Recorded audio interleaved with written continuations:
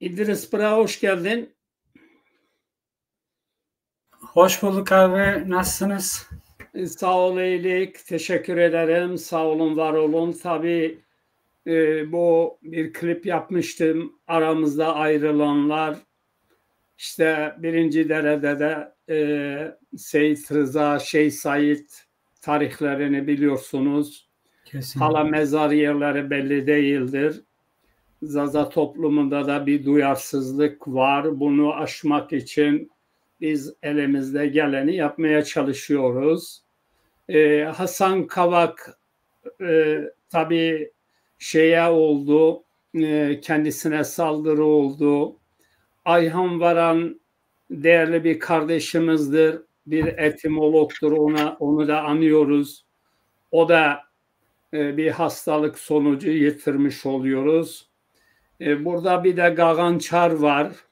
Gagançar yıllardan beri Hollanda'da bizimle irtibatı olan bir kardeşimiz. Aynı zamanda her sene Fransa'da yanımıza yer alıyordu. Yaptığımız etkinliklere katılan bir değerli kardeşimiz Gagançar. En aşağıdaki resim Zaza Nuro'dur. Bir şairdir ama Zaza Nuro ile ilişkilerimiz de çok güçlüydü.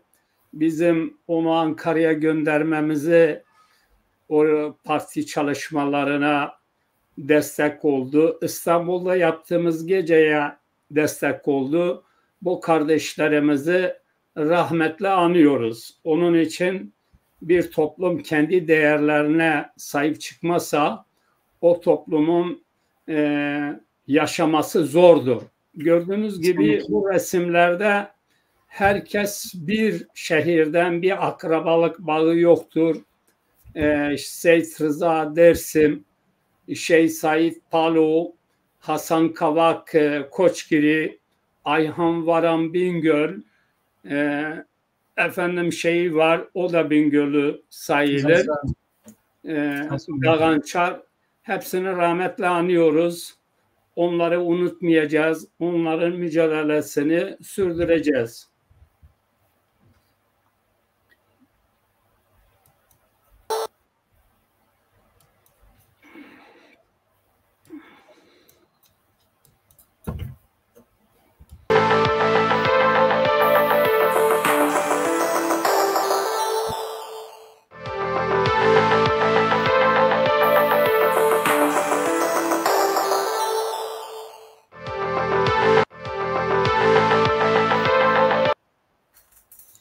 Evet, bu değerleri anmak için bu klibi yapmıştım. Umarım Zaza halkı nezdinden çok büyük değeri olan insanlarımız, hepsinin Zaza davasına bir bağlılığı vardır, bir mücadelesi vardır, bir geçmişi var, bir de geleceği de onların bırakmış olduğu mirastır.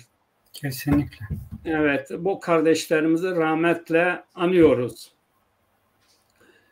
Daha önceden de işte Zaza meselesi söz konusu olduğu zaman Türkçüler, Kürtçüler, kimi diyor bu nereden çıktı, kimi diyor efendim ne zaman oldu falan filan, ama bu mücadelenin tarihi derinliklerde yatıyor.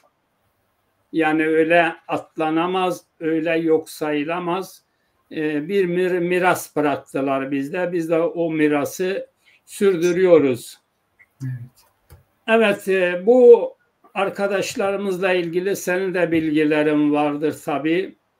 Onları kimisini gördün, kimisini de kitaplarda, dergilerde adını okumaya başladınız. Sizin Tabii de ki. bu konuda bir söyleyeceğiniz bir şey var mı? Siz de Bingöl'lüsünüz. Ben Ayhan abiyle çok program yaptım. Hatta sizinle çıkmıştık. Sizinle birlikte program yapmıştık. Ayhan abi Zaza davasına çok büyük katkısı oldu. Kendini çok iyi geliştirmişti. Özellikle dil alanındaki o bilgilerini Zaza davası için kullanıyordu.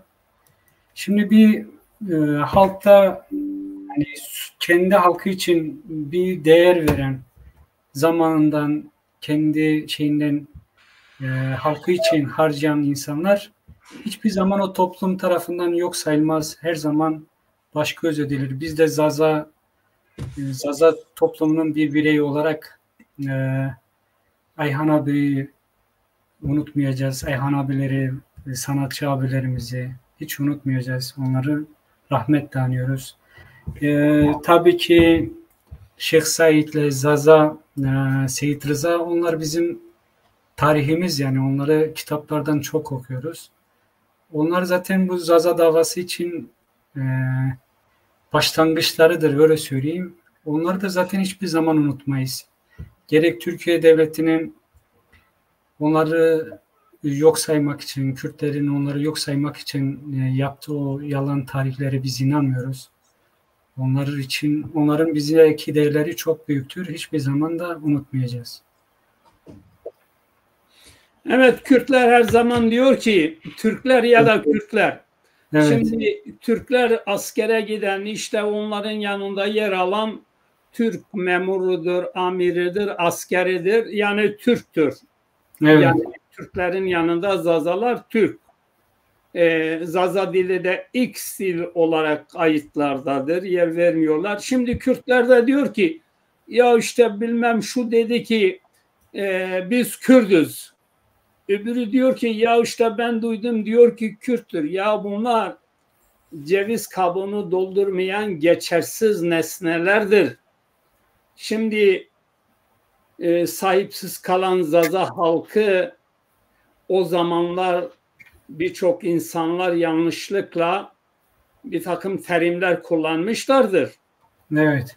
Ama bugün Zazaları biz ilk yayın yapmamız, ilk dergi çıkarmamız dönemlerinden herkes bu soruyu soruyordu. Ama şimdi görüyoruz ki Diyarbakır'dan, Siverek'ten, Elaziz'den, Bingöl'den, Dersim'den, Koçkiri'den, Erzincan'dan muhti şekilde kimliğini dışarıya vurma durumu var.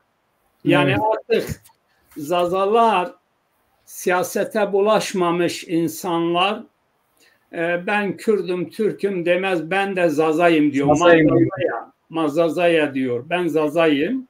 Bunun en büyük sebebi, en büyük nedeni de bence Zaza Partisi olsun, Zaza müziklerin olsun, Zazaca'nın artık hani eskiden bizim insanlarımız ben Zazayım derken kendini hani Zazalar daha çok kırsal kesimde yaşadığı için biraz da hani cahil görünmemek için ben Zaza değilim derlerdi. Şimdi Zaza davasındaki o hani insanlar artık özüne dönmek istediği için ve bunu çok rahatlıkla söylüyorlar. Çok güzel bir şey aslında. Ve başlangıçta dedin ki Kürtler böyle diyor, Türkler böyle diyor. Hatta bizim içimizdeki bazı Zazalar da ben mesela sosyal medyada çoğunlukla Zaza davasını savunduğum için bana mesaj atıyorlar. Dün de birisi attı. Kendisi Zaza. Diyor benim bir tarafım diyor işte Zazalara dayanıyor. Ben de diyor biz Zaza Kürdüyüm falan diye. Dedim çoğunlukla Zaza Kürdü olduğunu savunan insanların zaten bir yeri zaten oraya dayanıyor. Ama bizim gibi anne baba Zaza olan birisi niye kendini Kürt saysın ki?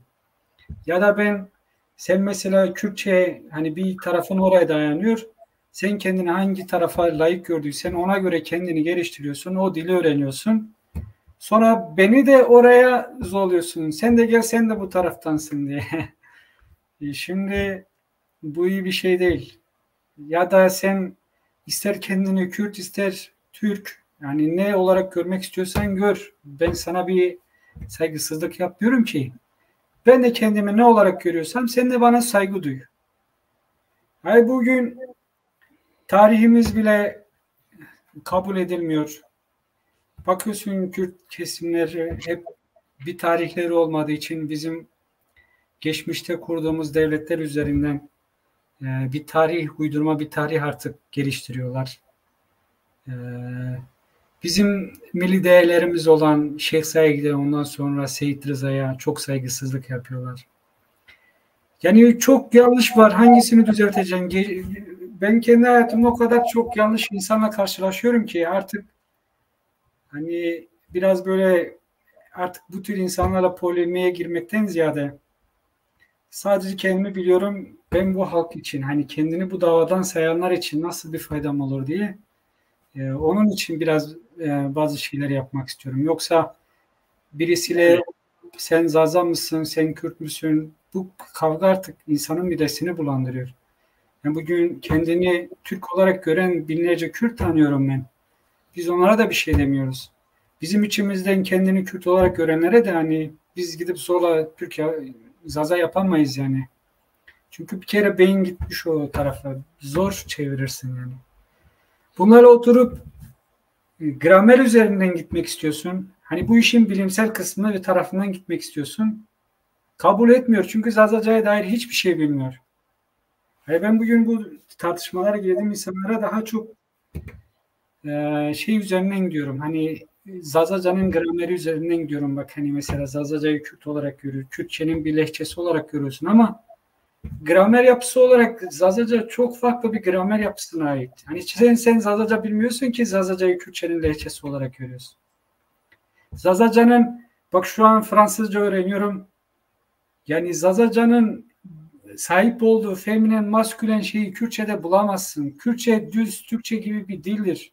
Zazaca feminen, masküleni barındıran bir dildir. Yani bunu hep söylüyorum. Bu bile Zazaca'nın çok e, farklı bir dil olduğunu gösteriyor. Kelime ya bugün kelime üzerinden götürüyorlar. Ya bak işte biz dayıya day diyoruz.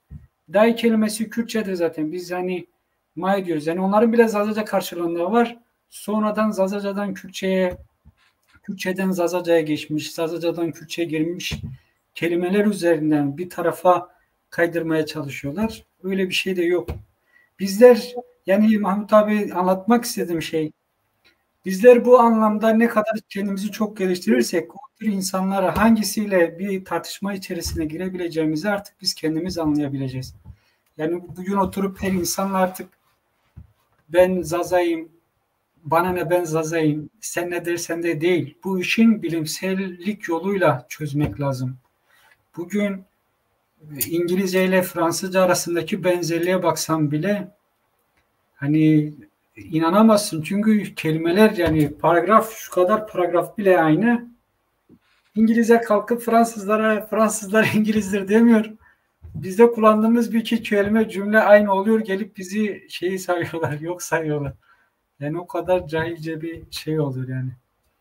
Bizler kendimizi geliştirdiğimiz sürece biz bu insanları alt edebiliriz. Yoksa böyle cahilce bir yaklaşımla bana ne ben Zaza'yım kendimi Kürt olarak görmüyorum demek değil.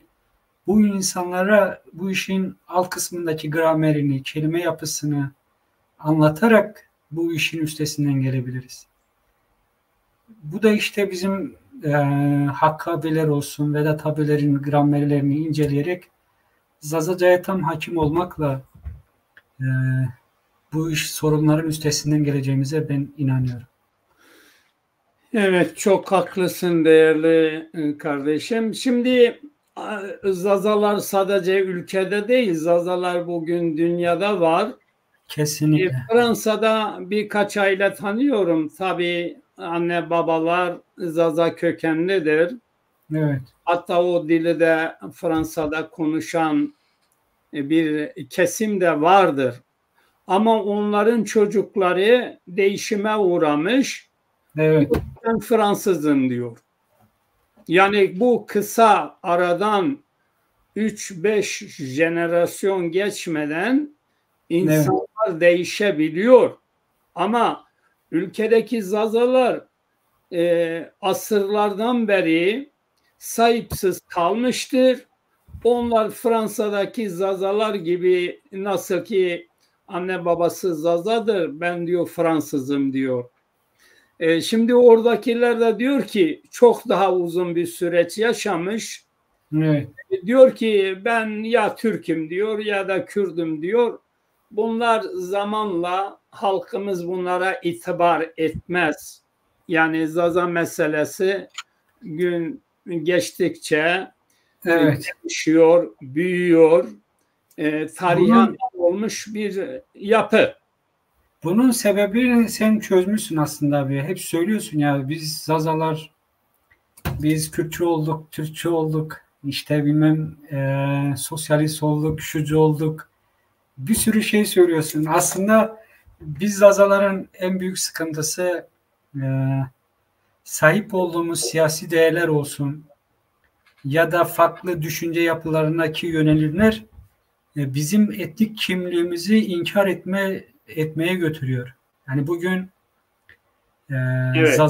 Zazalardaki e, faşist, mesela AKP yanlısı olan Zazalarla konuşursan kendini çoğunlukla Türk olarak görür.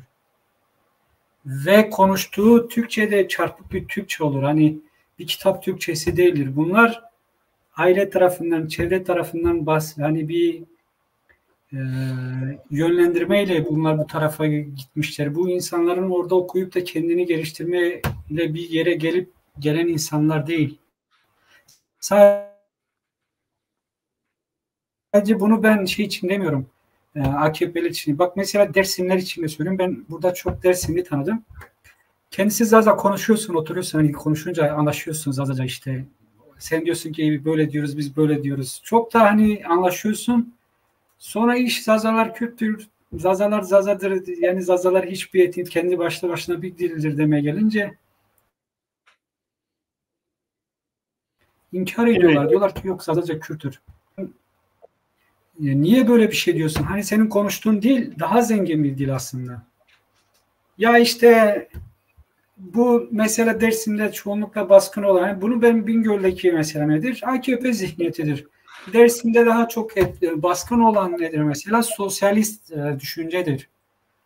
Onu da Dersim'de en çok iyi yürüten de Kürtlerdir. Yani onlar da o Dersimlere mesela o şeyi yönlendirerek, onlar da mesela bu inkar etme şeyine gidenlerdir. Hepsini söylemiyorum. Çünkü Dersim halkı biraz Bingöl halkından daha farklıdır.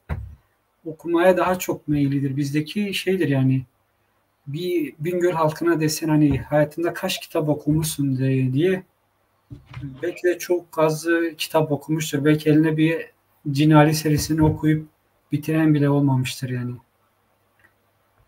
Yani bu çoğunlukla okumakla alakalı bir şey. Bu tür şeylerin üstesinden gelebiliriz. Bu Kürtlerde de çok var. Kürtlerde, çünkü ben liseyi Gümüşhane'de okudum. Orada mesela biz Zaza olduğumuzu söylerken şey vardı. Erzurum'dan gelen Kürtler vardı.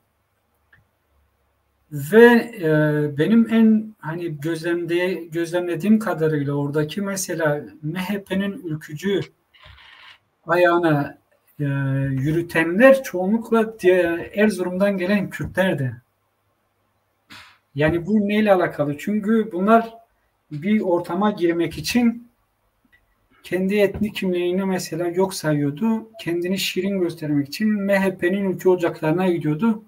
Sırf o bölgede biz lisedeyken lisenin gençlik ortamında kendini kabul ettirmek için mesela bunlar şeye gidiyorlardı. MHP'nin ülke ocaklarına.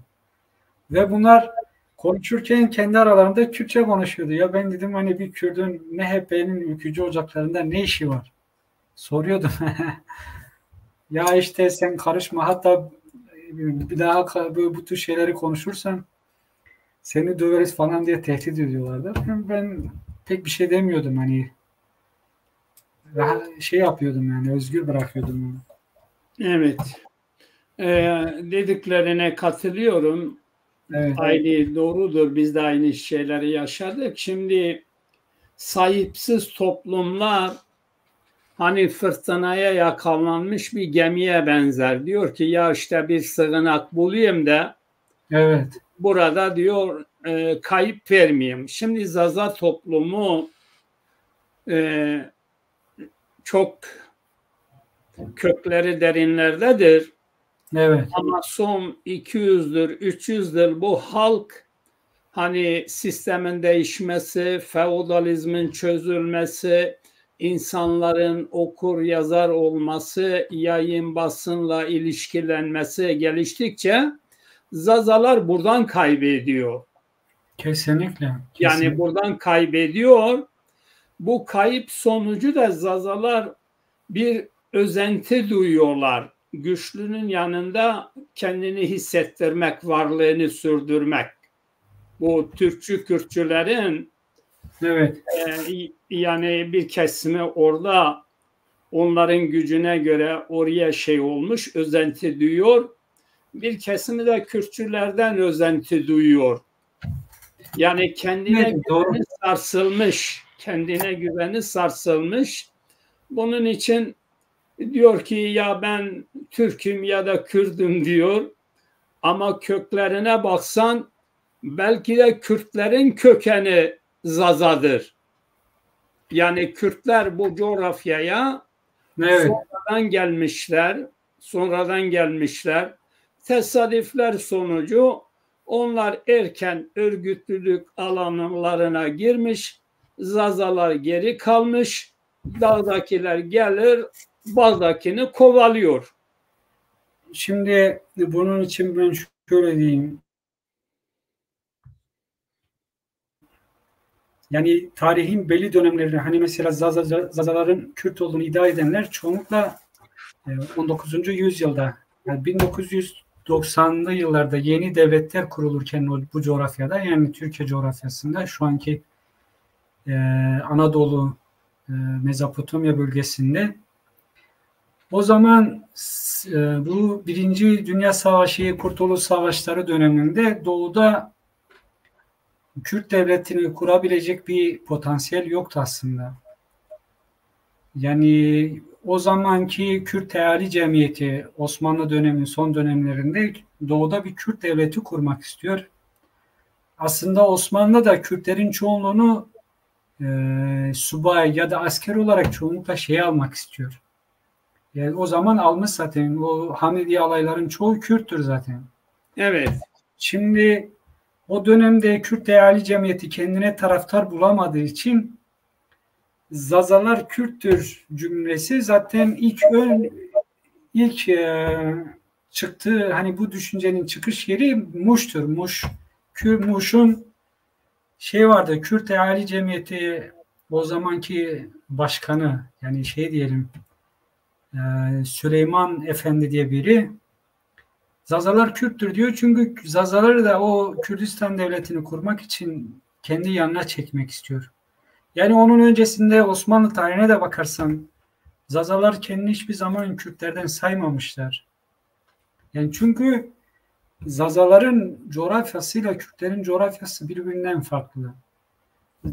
Kürtlerin aslında o bölgeye, Zaza bölgesine getirilmesi Yavuz Sultan Selim'den sonra İdris-i Bitlisi sayesinde İran'dan gelen o Şia inancının Anadolu'ya geçişini engellemek için o geçiş bölgesine Kürtler göç ettiriliyor. Yoksa o bölgenin tamamı Zaza bölgesidir.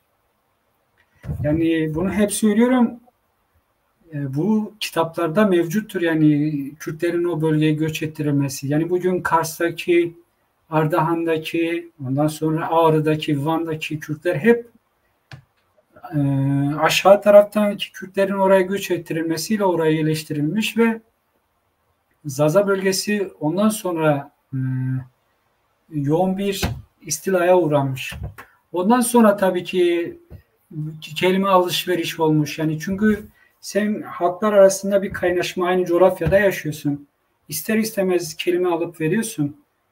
Ortak bir dil konuşmak için. Ve böyle de bir kelime alışverişi olmuş. Bu hani bunu ben uydurmuyorum. Bunu kitaplarla mevcuttur yani. Bunu okuyabilirsiniz de. Yani yoksa böyle bugün bakıyorsun çoğu kişi Zazalarla ilgili kitap yazıyor. Çoğu da yapıyor yani kendi sanki senaryo uyguluyor. Dün mesela vardı bir tane ismini vermek istemiyorum. Zazalarla ilgili diyor ki işte Zazalar iki kısımdır diyor. Biri Dersim diyor Zazalarıdır. Onlar diyor aslında kendi bulundukları bölgede bulunuyorlardı. Sünni Zazalar da diyor Kürdistan'ın Duhok işte bu Erbil kısmından oraya diyor Bingöl ve işte Elazığ tarafına göç ettirildiler. Ben buna mesaj atıyorum diyorum ki hani senin kaynağın var mı? Yok bu diyor belgelerle mevcuttur diyor. Paylaşmış. Diyorum ki elinde bir belge var mı? Hani buna dair bir belgen var mı? Var diyor. Nerede diyorum? Benim kitabımda var diyor. Ya senin kitabında var. Sen bir yerden almışsın. Onun kaynağı nerede? Onu soruyorum. Hani eğer orijinal bir kaynak varsa bilgi edinmek güzel bir şey ama oturup da ya bence buradan gelmiştir, bence şuradan gelmiştir diye böyle hikayeler uydurmak iyi bir şey değil. Ama bu söylediklerimi ben çoğunlukla okuduğum şeyler. Hatta mesela Zaza kelimesinin aslı Zaza değildir. Sasadır. Sasani'dir. Yani Sasanilerden gelmedir. Ve Bizans İmparatorluğu fethetti o Bingöl'den, Elazığ'dan, Malatya'dan ta İran'a kadar olan bölgeye Zazana bölgesidir. Ve Bizans İmparatorluğu döneminde, Roma İmparatorluğu döneminde oralar ele geçirildiği için oradaki halka da şimdi Latince kelimesinde S harfi çoğunlukla Z harfi olarak okunulur. Evet. O yüzden sasa demedikleri için zaza demişler. Yani zaza kelimesinin aslı sasadır. Bugün İngilizce yani bu Google arama yerine bile zaza yazdığından İngilizcesi mesela Zazanyan diyor. Parantez içinde Sasanyan yazıyor. Yani bugün İngilizlerin hani bugün dünyanın kurduğu bak Google yani küresel anlamda arama yapan bir arama aygıtı. O bile zazaları farklı olarak görüyor. Ona bir şey veriyor. Hani rol veriyor ama gel ki biz inkar ediyoruz. Evet, ben bir de şunu soruyorum. Şimdi biliyorsun Zazalar üzerinde çok oyunlar oynanıyor. Evet. Yani neden bu oyunların birinci nedeni dünyada petrole dayalı bağlılık yavaş yavaş çözülüyor. Yani Evet. bir zaman gelecek artık dünya ülkeleri petrole ihtiyaç duymuyor. Çünkü petrolün dünyayı zehirlemesi, artıklarının insanların zehirlemesi gibi bir durum var. Şimdi petrolün yerine Zaza bölgelerinden çok önemli su kaynakları var. Evet. Bu su kaynaklarını ele geçirmek için Türkler ve Kürtler ya da başka Ermeniler de var bunun içinden, başkaları da var. Herkesin gözü Zaza bölgesindeki su kaynaklarındandır. Evet. Yani sular dünyada azalıyor. İçme suyu olarak su petrolden pahalı bir duruma gelecek ben düşünüyorum. Öyle Yani, zaten. şimdi Kesinlikle. böyle bir ortamda Zazalar üzerinde siyasi, ekonomi, politik yoğun bir baskı var. Yani buradaki Zaza halkını bu coğrafyada sindirmek, kendine benzemek, oralara sahip olmak gibi bir çalışma içerisindendir. Yani dünyanın birçok stratejik insanları bu konuya dönem dönem dikkat makaleler yazıyorlar. Yani şimdi bunu da bir kenara koyalım. Tabii Osmanlı dağılıyor. Evet. Osmanlı dağılıyor. Osmanlı'nın yerine Atatürk çıkıyor. Herkese işte diyor ki Yunanlılara karşı bilmem Fransızlara şuraya buraya karşı diyor. Biz Müslümanız diyor. Bizi destekleyin diyor. Biz birlikten bir devlet kuracağız diyor. Tabii gel git zaman devlet kuruluyor. Ama o yazılı belgelerde olmayan birliktelik uçuşuyor gidiyor, buharlaşıyor. Kesinlikle. Şimdi bu oyunu yani Atatürk'ün bu bölgede etnik topluluklar üzerinde kurduğu bu aldatma politikasının yerini Kürtler doldurmak istiyor. Kesinlikle. Yani ben çok yayınlarını izliyorum. Ya diyor ki tartışıyoruz dönem dönem. Diyor ki ya Zazaların devrim yapma şansı yok diyor şimdi. İşte Kürtler bir devrim yapma, bir devlet kurma aşamasına gelmiş. Evet. Siz bizi destekleyin. Biz de size lehçe olarak diyor haklar vereceğiz diyor. Yani bu da çok ilginç bir görüş. Bu tabii aynı Atatürk'ü hatırlatıyorlar. Yani şimdi Atatürk nasıl bir devlet kuruyor, sonunda Bize hak veriyor. hak vermiyorsa, Evet. şimdi Kürtler de diyor ki ya hala durun diyor, ne oldu işte o kadar Türkleri desteklediniz diyor. Şimdi bizi destekleyin. Biz diyor iç içe yaşıyoruz. Biz size hak vereceğiz. Zazalar üzerinde büyük bir çalışma yapıyorlar. Neredeyse yani bu adamlar lügattan çıkarmak istiyorlar. Yani sen Z deyince onların aklına za gelir. Za kültürü, za tanrıçası bunlar Evet. geliyor. Bunlar biraz Zazaların duygularını kamçılıyor. Bundan dolayı da adam o Z'ye bile düşmandır diyor. Zaza deme, Zaza deme diyor. Yani böyle bir durumda da karşı karşıyayız. Şimdi bunlar ileride bir devlet kurma noktasına gelecekler. Yani bunu kim ne derse desin. Çünkü bunların arkasında emperyalist güçler var. Yani bugün Ukrayna Rusya ile çarpışıyorsa bu Ukrayna'nın kendi isteğiyle olmuyor. Yani Batılıların, Amerikalıların, başka ülkelerin projeleri var Rusya üzerinde. Kesinlikle. Çünkü neden? Şimdi Rusya'nın nüfusu bir avuçtur. Yani 140 milyondur. Ama Rusya'nın toprağı dünya ülkelerinin toprağından çok büyüktür. Yani geniş alanlar, uçsuz bucaksız, sahipsiz toprakları var. Sen istediğin yerde Rusya'da, yani Moskova'dan çık, Moskova'nın dışından toprak bedavadan satılıyor. Yani bir su parasına gidiyor. Orada olan arkadaşlar da bize bu bilgileri verdiler. Şimdi bu Zaza meselesinde de adamlar diyor ki, açık açık söylüyorlar. Ya Zazala bizim bir ana dilimiz var. Ana dilimiz işte bir Kürtçedir. Zazaca bir Lehçedir.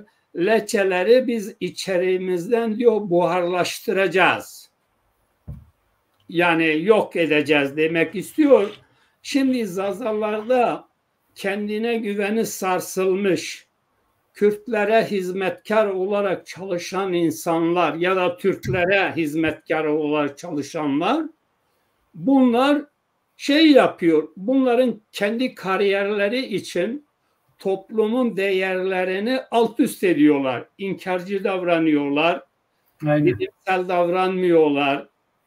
Ulusların kader tayin hakkını göz ardı ediyorlar. Eskiden işte hak, özgürlük diyorlardı. Şimdi onların hak, özgürlüğü dikta rejimlerini kurmak için kullanıyorlar. Herkes neye şey yapıyor? Biri diyor askerimizin bu kadar gücü var, öbürü diyor bu kadar gerilla var diyor. Yani o eskideki natürel dünyada hak hukuk sahibi olmak için ideolojiler bir nevi büyük darbe yemiş gibi görünüyor. Yani artık kimse onlara rağbet etmiyor. İşte şu kadar onlar öldürdü, bu kadar biz öldürdü ve insanları savaşa teşvik ederek burada bir rant elde ediyorlar. Bunun yanında halk hala bu oyunun, Türklerin, Kürtlerin, başkaların Zazalar üzerinde oynadıkları oyunun farkında değildir. Yani bir kesim onlara bulaşmış, onlara bulaştığı için onların çizgisinden gidiyor, onlardan dayak yemiş. Örneğin Selahattin Demirtaş bile Almanya, Düsseldorf'ta Kürtler tarafından dövülüyor. Daha cezaevine girmeden önce. Ya da Kemal Kılıçdaroğlu Türkler tarafından diyor ki, onu demek istiyor aslında, diyor Türkler bana destek vermedi. Türkler beni diyor arkamda hançerledi. Kemal Kılıçdaroğlu şeyidir, Zazadır, aslı Selahattin Demirtaş da Zazadır. Yani bu Zaza insanlarını önce övüyorlar. Evet. Bunları kendine köle gibi çalıştırıyorlar. Bunlar kendi güçlerini oluşturunca bu sefer bunlara dönüyorlar. Sen yedin mi yemedin mi? Yani böyle bir durumla karşı karşıyayız. Şimdi biz de bu kirli çamaşırları ortaya döktüğümüz için bizim sözlerimizden bunlar çok büyük şeyi çıkarıyorlar. Çok büyük anlam çıkarıyorlar vesaire, bu şekilde gidiyor. Yani artık Zazaların dili, kültürü, Zazaların büyük bir kesimi artık, yani büyük bir kesimi dilini konuşamıyor. Ne zaman ki bu dilini yitirmiş Zazalar kendi Zaza davasının farkına vardıkları zaman Zaza halkındaki toparlanma daha güçlenecek, daha şenlenecek, daha çok şekillenecek diye düşünüyorum. Kesinlikle. Evet. Kesinlikle. Şimdi senin dediğin gibi zamanda zenginliğin göstergesi olarak ölçü toprak zenginliğiydi. Yani bir yerde birinin çok toprağı olduğunda aslında en zengin o oluyordu. Şimdi Osmanlı zamanındaki Zazalar, şimdi Osmanlı'da bir sistem kullanılıyordu. Tımar sistemi. Tımar sistemi daha çok bölge mesela birine veriliyor. Oranın ekip biçimi için insan gücü lazım tabii ki. Mesela Anadolu eyaletleri ayrılıyor.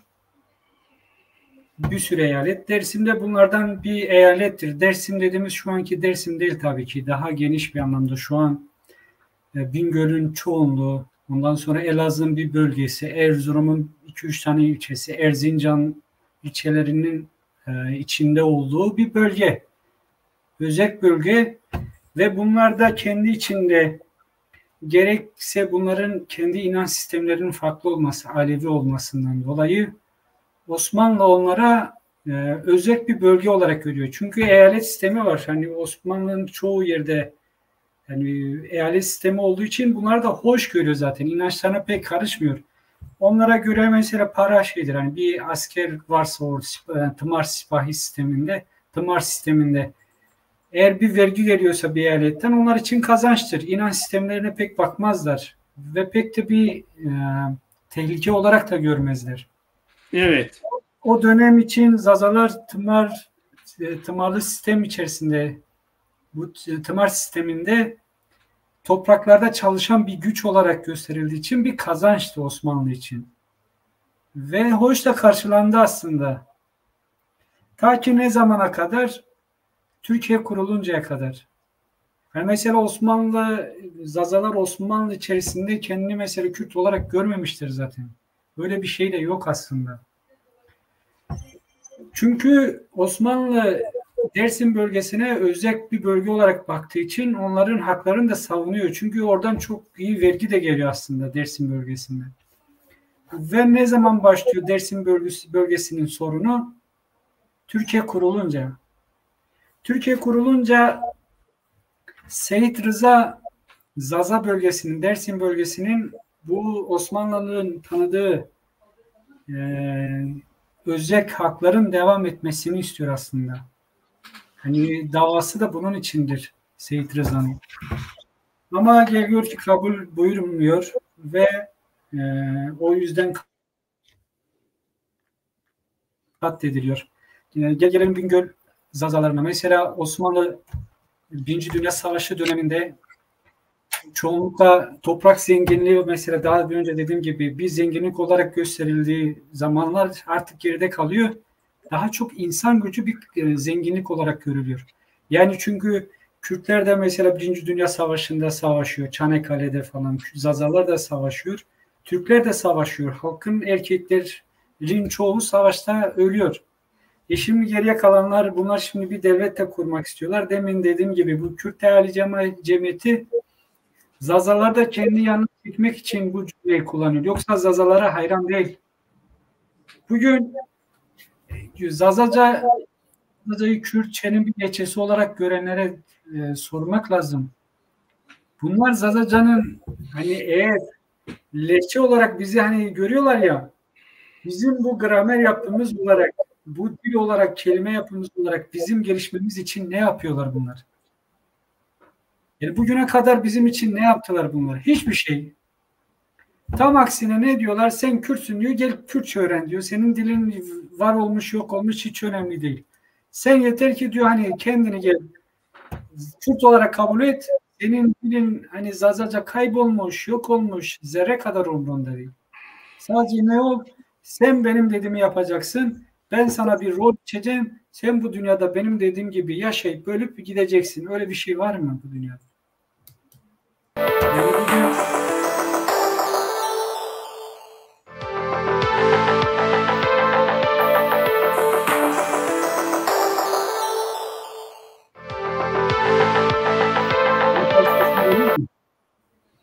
Evet, kaldığın yerde devam ediyoruz. şimdi bunlar böyle bize bir rol biçiyorlar. Kürt'ü bize rol biçiyor. Türk'ü rol biçiyor.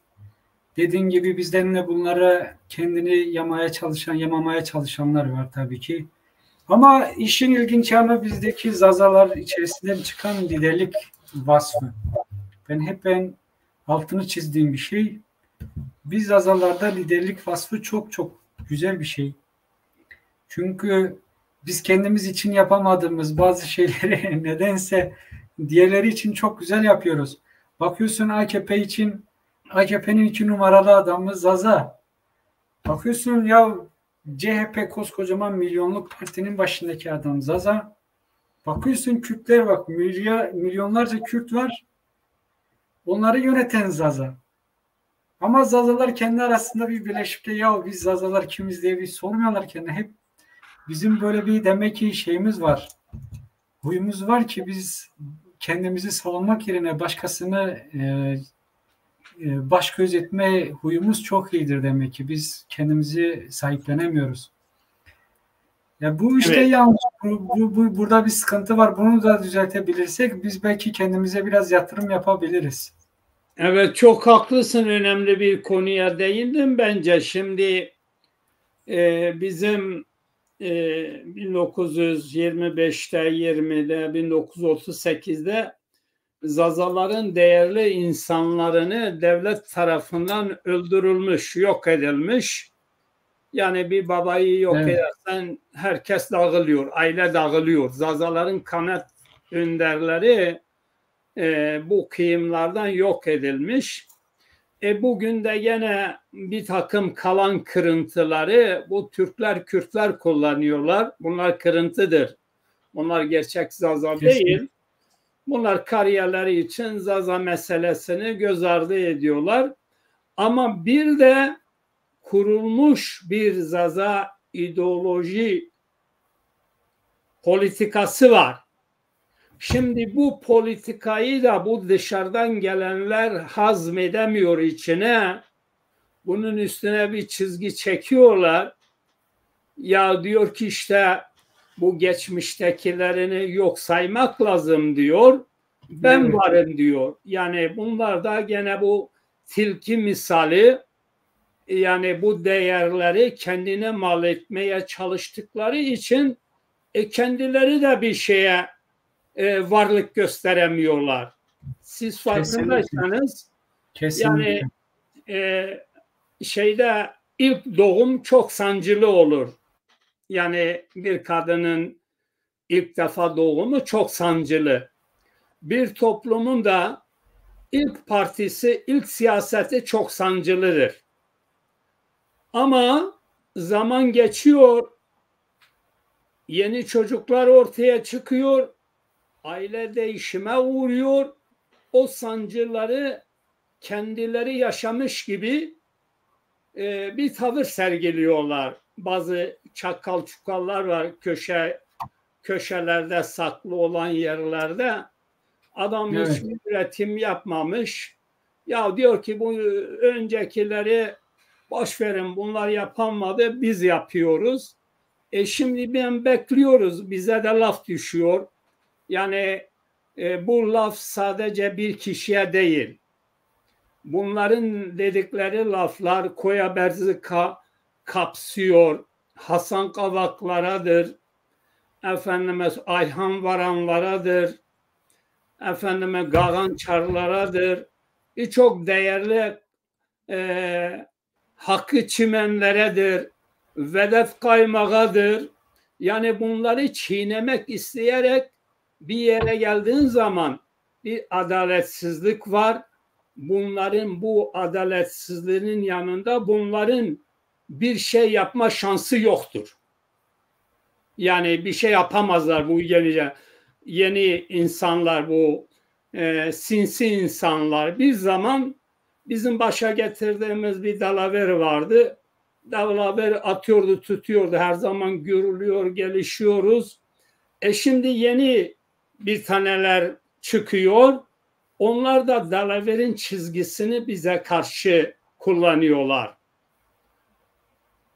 Yani durum vaziyet budur. Bunun için bunların hiçbir şey sen kendi temelinle oynarsan Evet. senin bina kurma şansın yoktur.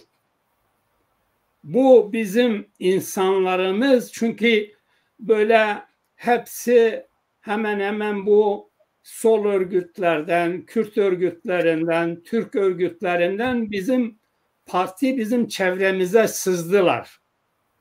Yani bunu yaptılar, yapmaya da devam yapıyorlar. Bir zaman sonra Dilaver gibi şu anda konuşan bu şahıslar sesleri, sedası kesilir. Gıkı çıkmaz. Yani bunu böyle düşünüyoruz. Sesi Ben çıkmaz ama şunu şöyle söylemek istiyorum. buyurun. Ben şöyle bir şey söyleyeyim. Şimdi bir toplum aile gibidir.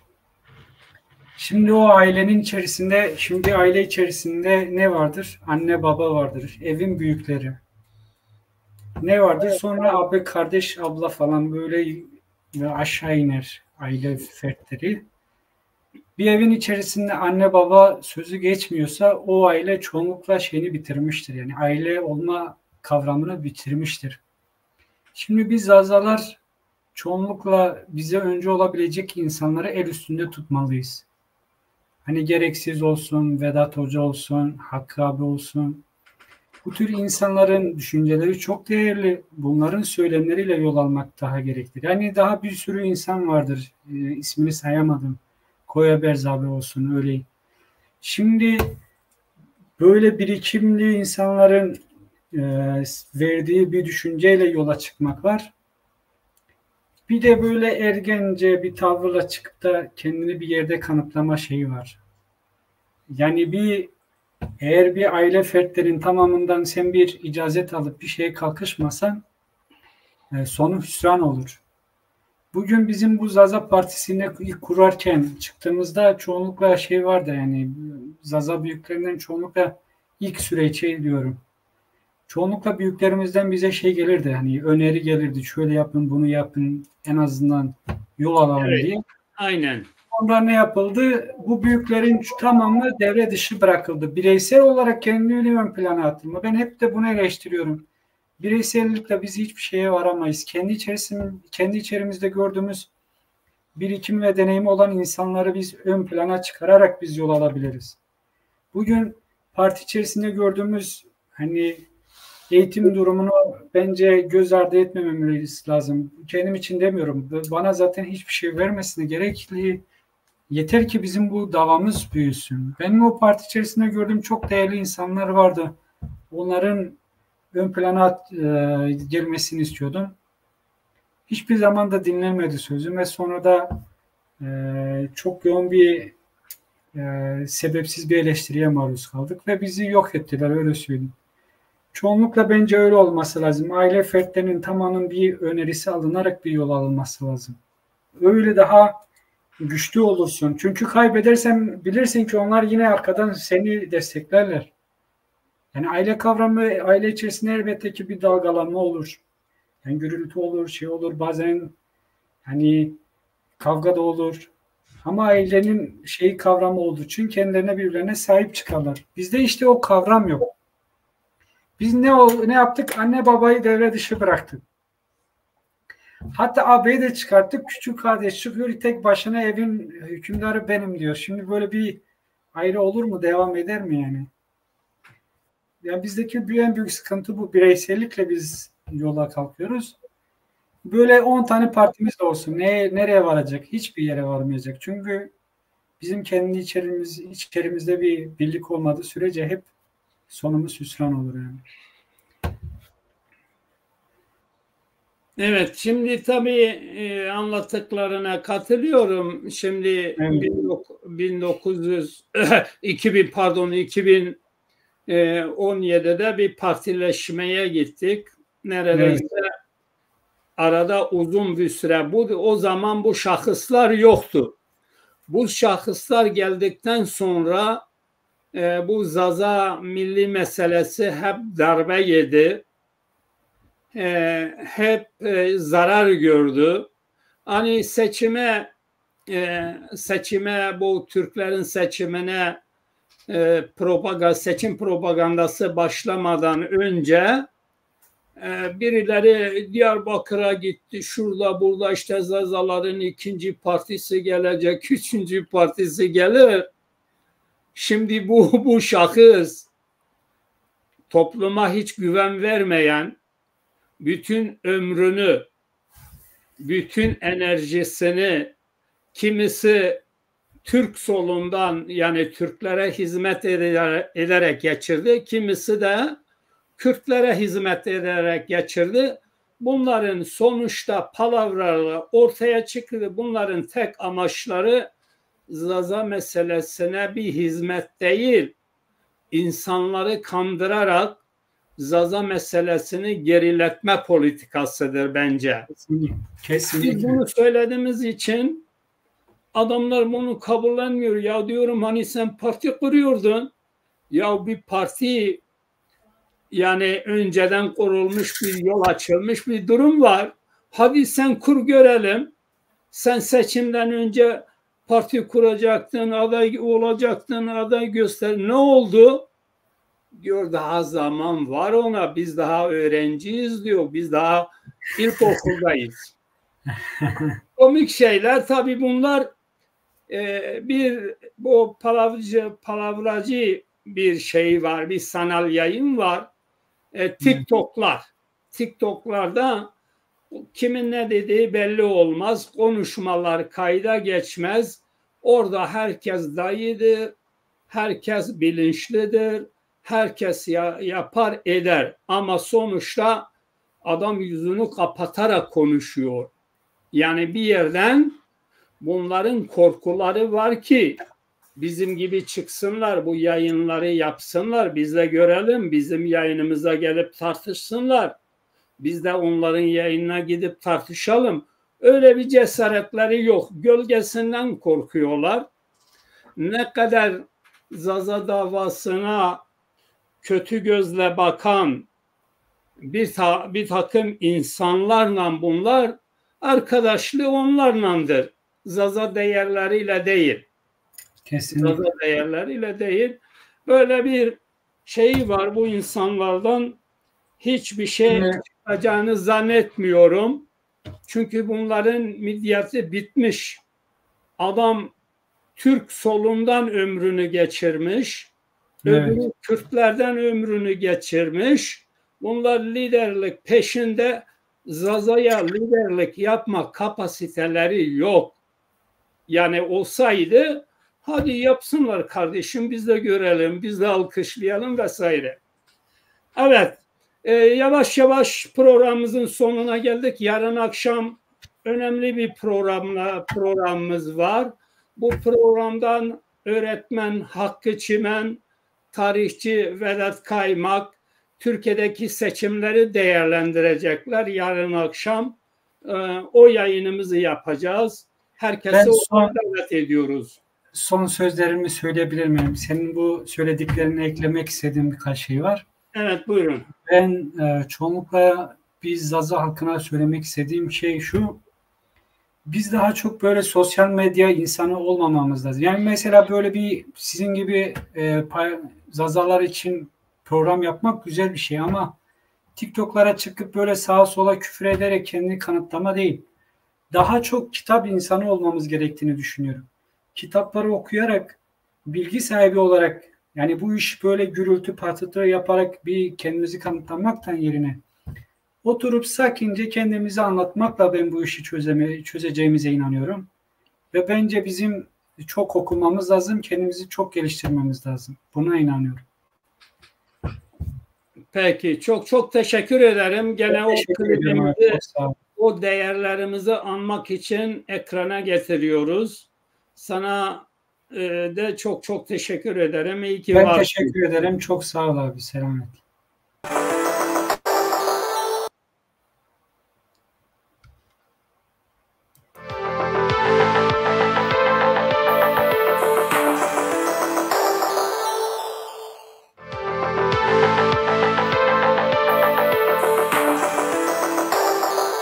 Evet, 3. yolun yolcuları.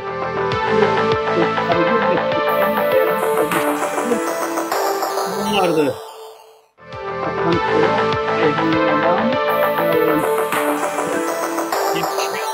Arkadaşlarımız var.